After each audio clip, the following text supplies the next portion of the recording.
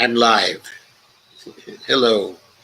This is Progressive Short Takes. There. I'm your host, Joe Firestone. So please forgive that very unprofessional beginning. I'm afraid I got a bit out of sequence. Hi, Dolores. How are you? Anyway, to begin, let's go right to Ryan Cooper's article from the week. It's called Joe Biden, Welfare King. Who would ever accuse Joe Biden of being a welfare king? But there is Ryan Cooper. And he means the term in a very non-pejorative sense. This column was done on January 20th, 2021. Ryan says, the 2005 film Cinderella Man about a Depression-era boxer includes an instructive segment concerning American anti-welfare ideology. Early in the film,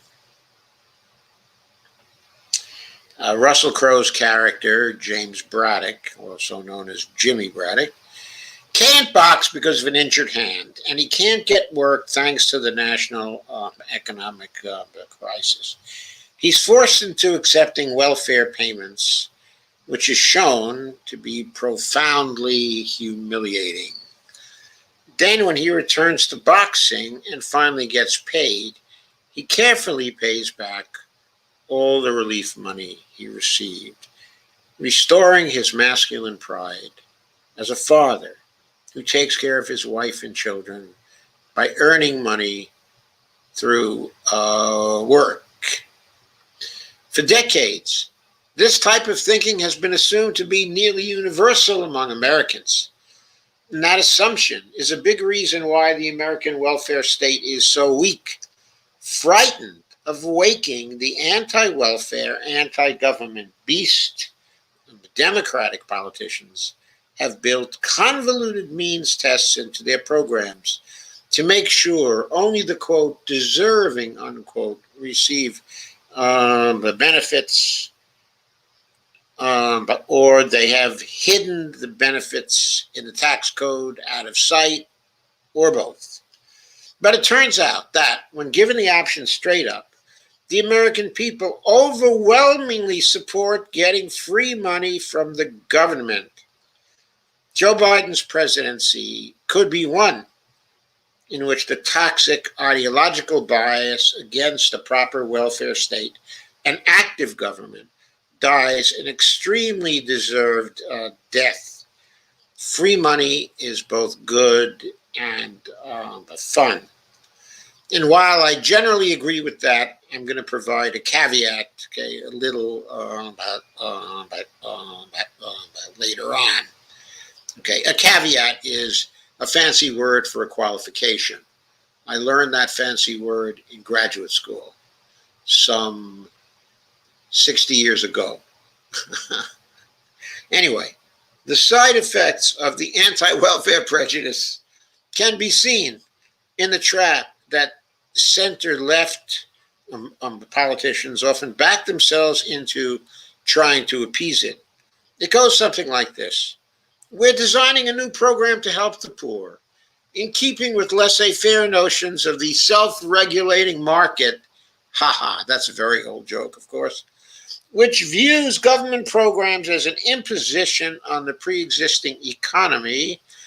We assume that welfare payments are an immoral, unnatural drag on production, and hence only the very needy should get them. Thus, we need to cut the middle class and the rich out because we don't want to waste public dollars on people who aren't truly desperate. But on the other hand, we need to require recipients to earn at least some money from working to qualify, because otherwise we'd be undermining the incentive to work. thus possibly undermining the economic base on which the program depends. The right primes everyone to believe this with a lot of racist stereotypes about single mothers, the so-called welfare queens, you remember, and insinuations that people are only poor because they choose to be. Hey presto, we just created an inefficient, annoying program that leaves out the people who need it most, the very poor who do not work at all, stokes resentment among the non-poor, and stigmatizes its recipients. Such programs are often called, quote, but trapezoids, unquote, because that is the shape created by the phase-in and phase-out schedule, leaving out both the rich and the very poor. Claiming the trapezoid benefit requires a lot of obnoxious paperwork, so even a big chunk of eligible people don't actually get it. Then many middle-class people perceive their tax money as mostly benefiting others, so they can get annoyed or use it as a fuel for racist agitprop concerning how minorities are all living off the government dole. This isn't hypothetical either. According to the IRS, some 22% of eligible people do not actually receive the Earned Income Tax Credit. Similarly, means-tested programs like food stamps or Medicaid inspire resentment among people who don't receive them. If you talk to center-left wonks about the problems with trapezoids, they will often agree. But they generally point to the aforementioned anti-welfare bias as the reason they simply can't be done. Better trapezoids than nothing. And I think in decades past, they may have been right. Even Franklin Roosevelt felt the need to disguise Social Security as some kind of savings program instead of a simple welfare payment for retirees. He did. And that decision plagues us even today because people think that the trust fund is needed for Social Security to continue. They don't realize all that's needed is for Congress to appropriate the Social Security payments people are entitled to. Period. End of story. But the coronavirus pandemic, Ryan continues, has broken the seal on good old-fashioned welfare in the form of the much-discussed direct assistance checks that were included in the CARES Act, and then again in smaller form in December's appropriations bill.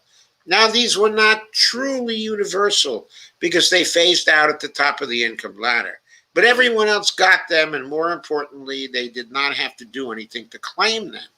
Despite some delays and technical difficulties, but most Americans did indeed get their checks in the mail or deposited straight into their bank accounts. It turns out Americans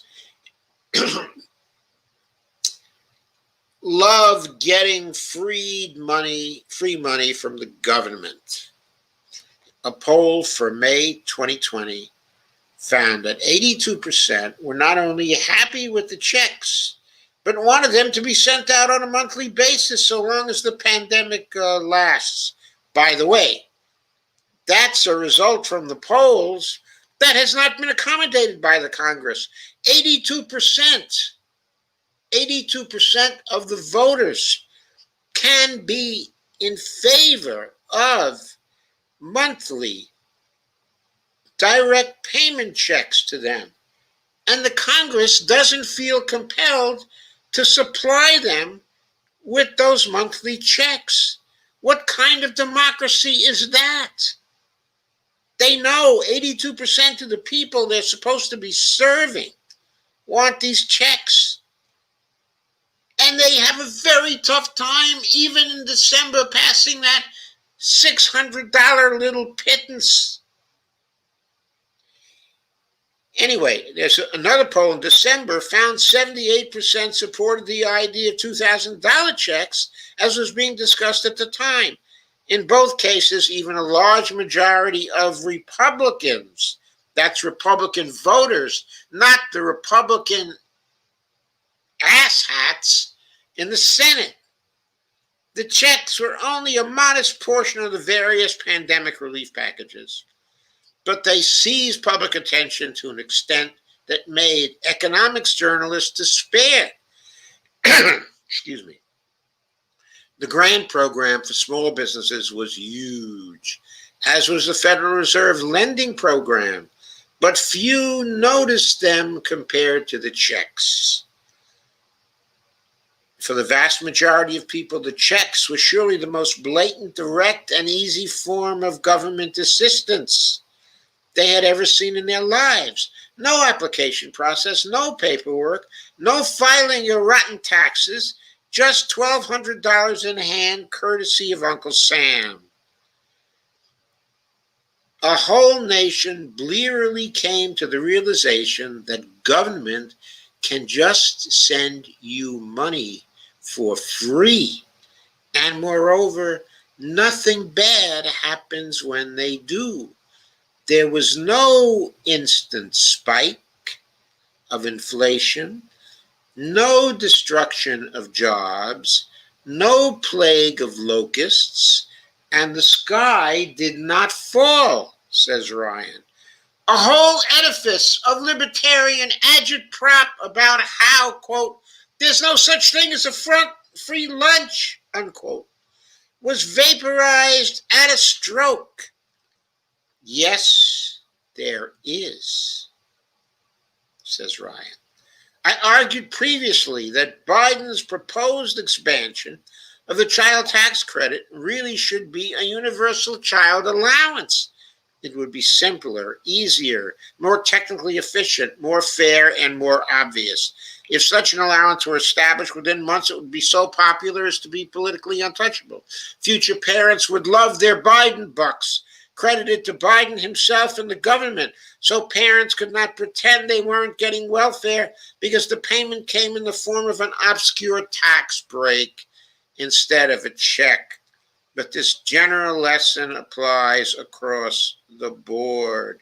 There are a slew of similarly goofy programs that could be streamlined or rationalized along these lines. For instance, programs to assist home ownership really should come in the form of universal vouchers for both renters and owners, not the mortgage interest deduction, which is mostly claimed by the rich. The failed 401k experiment should be scrapped because it doesn't work for most people. And Social Security retirement pensions beefed up instead, particularly by boosting the minimum benefit to Social Security. Social Security disability benefits should be beefed up and the brutal qualification requirements removed. Unemployment benefits and Medicaid should be centralized at the federal level and the application process simplified or removed where possible, and so on. If President Biden and congressional Democrats learn to stop worrying and love free money, it's great. You can buy things with it. They could help the American people cement their popularity and maybe even help the United States take its place among peer nations as a basically decent place to live. All that would be wonderful, and I'm for all of it, with the condition, with the caveat, that there is a real economy, and the real economy and the efficacy of those payments. Hello, old gringo. And Larry B., hi to you. And in that real economy, there has to be the production. There has to be the productivity to support the free money that is getting sent out. There have to be enough people willing to go to work for the additional incentives provided by work to keep the production up so supply can meet the demand that's increased. That's why it's important that along with basic income payments to people, we also have a job guarantee for people, a federal job guarantee, so that everyone who wants to work and can receive a living wage for that work, which will be higher than the basic income payments that people are also getting. There has to be a differential. It doesn't have to be that great. I myself favor that the basic income be at 2/3 the level of the job guarantee living wage payment. But I think there has to be a combined program with a basic income and a job guarantee and a differential between the amount of the job guarantee and the basic income. Now, if you just had a basic income, you wouldn't have instant inflation because, of course, right now the economy is down due to COVID. But a little bit later in time, if the basic income were to continue, which, by the way, I favor continuing it, and if you didn't have the job guarantee as well, you would experience inflation, probably in the middle term. And that would not be a good thing because we want both full employment and price stability and many other goals of the economy too, including much greater equality than we have now. Both the job guarantee and the basic income would be important for that. So direct payments from the federal government, yes. Making those direct payments easier, yes. Free money for people, yes. But also the job guarantee, yes. So that's it for this Progressive Short Take.